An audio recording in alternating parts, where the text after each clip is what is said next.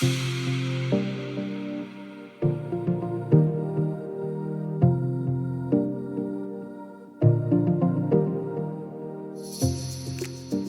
and welcome to GreenFleet Talks. My name is Kate Armitage and I'm your host for our discussion today. I'm delighted to be joined by Shaun Sadlier, Head of Consultancy for Arval UK. Hi Shaun. Hi. Thank you for joining me. Today we're discussing the road to zero, and whilst a lot of the focus is currently on passenger cars and light commercial vehicles, there are other mobility solutions that will play an important role in becoming net zero.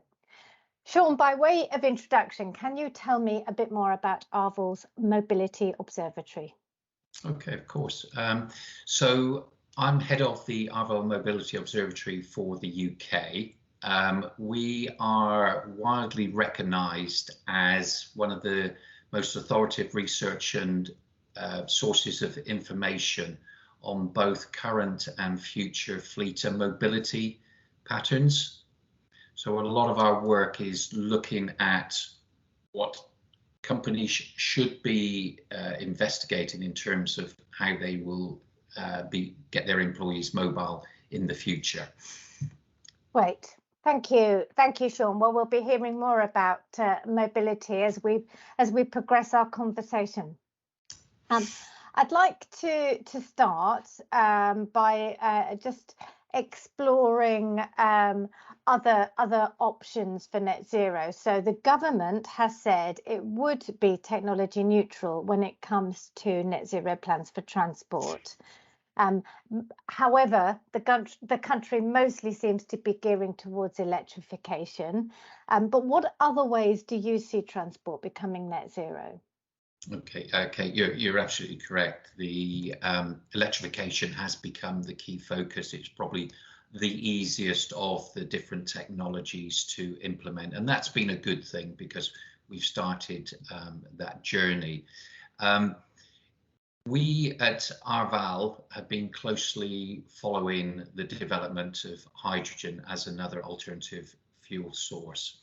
Our view at the moment is that it's probably better positioned for larger vehicles, so we're talking buses, HGVs, etc., rather than passenger cars and light commercial vans at the moment. But we'll continue to watch it because I think we believe that it's going to be an important solution at some stage in the future for all types of mobility.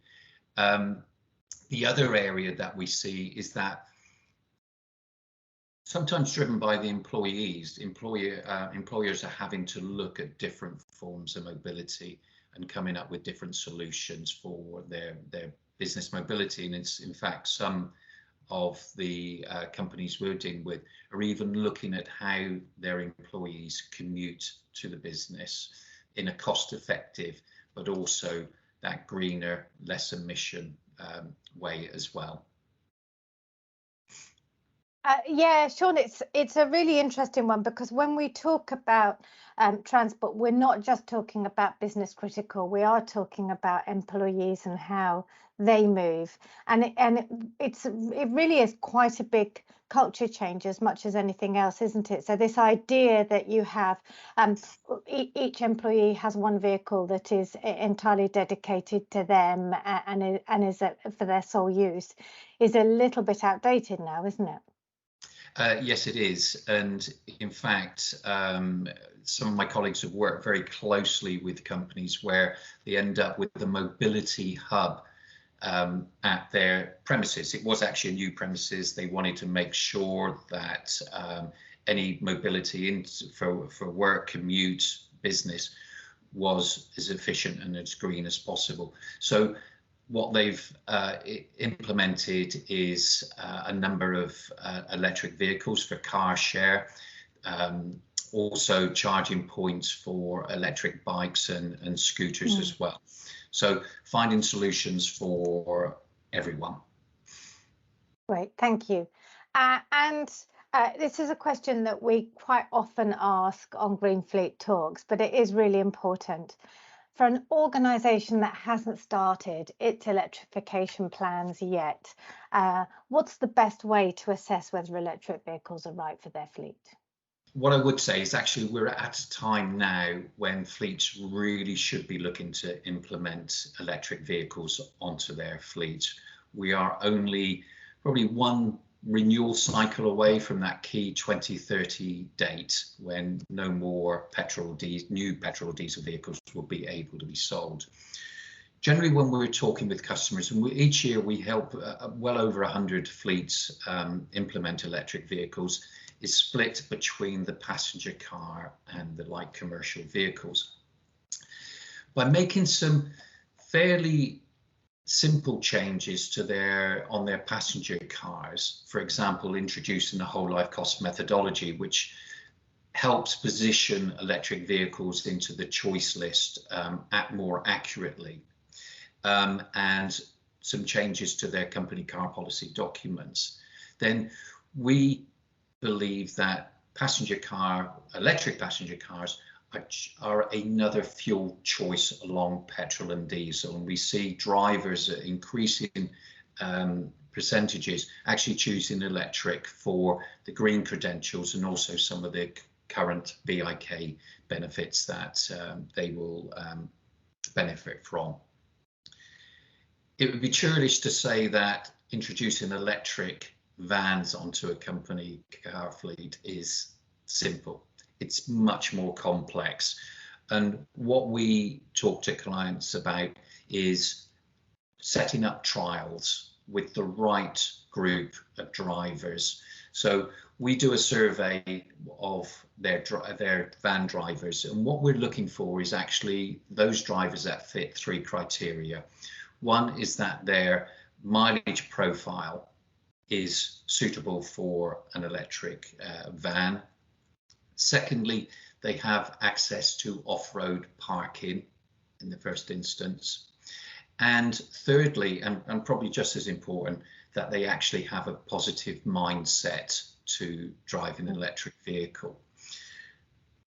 Then get those drivers into the electric vans and use that as a period of learning what that impact is on the business. Do they need to re-engineer some of their processes, or will electric vans in certain circumstances work just as effectively as a diesel van? Once you've gone through that learning, then you can start extending the scope of delivering or putting drivers into electric vans. That makes sense, Shaun. So start small, understand your employees' needs, understand the vehicle, make sure that appetite for change is there, I think is all really great advice. If you've got an employee who the duty cycle doesn't quite work at the moment, or they haven't got access to off-road parking, you may find that organisation decides to wait before making that switch to EV. So what advice do you have for those fleets that have looked at EVs and have said the time is not right yet, let's just wait? Okay. It would be quite strange if no vans or drivers would be able to get electric van, but I take your point. In exactly the same as we saw with passenger cars some years ago, electric passenger cars, the mileage range, for example, was increasing all the times. And from those early vehicles that would probably do less than 100 miles in real range, we now see passenger cars with an electric range of 300 miles, 250 miles, that are generally suitable. And I would believe once we get to that 200-mile range for electric van, then in most circumstances, a good percentage of the fleet it would be suitable for. Yeah, I agree, Shaun. And I suppose we should also add that that's 200-mile range with a full payload, which is quite often the challenge, isn't it? Yeah, okay. And we actually, and it's really important. And what we did is we did some independent research around about a year and a half ago. And it was looking at the impact of payload and temperature on the mileage range of an electric van. And when we're talking to clients, we talk about real mileage range as being around about 70% of the whole the WLTP figure that's released for each vehicle. Right, thank you. And just widening the discussion out a little bit, sometimes we're not just talking about emissions within the fleet itself, but the wider supply chain that a business works with. So why is it important for a fleet to understand and be accountable for those wider emissions? So how we see it is we believe we're part of a chain, and our impact on the environment is not individual, but it's a shared number, it's a shared responsibility. And therefore it's really important when companies are looking to work with partners, they're looking at the ones that they believe that they can work with, whether it's their ethics, their product, etc. What is the best fit? Environment should be one of those considerations. And when we're looking to work with current clients, but also new potential customers, they're asking us, what are our credentials? What's our approach? And we're very pleased because and we're very proud of the work that we do, helping fleets to reduce their emissions by encouraging them to take electric vehicles. But that's just part of what we do. So we also look at those supplying us. What are they the good partners with them? Are they looking to cut their emissions? Are there any joint initiatives that we can work on? Can we learn from them? Can they learn from us as well? And as I said, it's a shared responsibility, so we can't do it in that isolation. Really good question, Shaun. And I think this issue or challenge with the supply chain is increasingly going to come under scrutiny as we get closer to 2050. And to be able to truly say that you're a net zero organisation, you have to have looked at the whole ecosystem. Absolutely.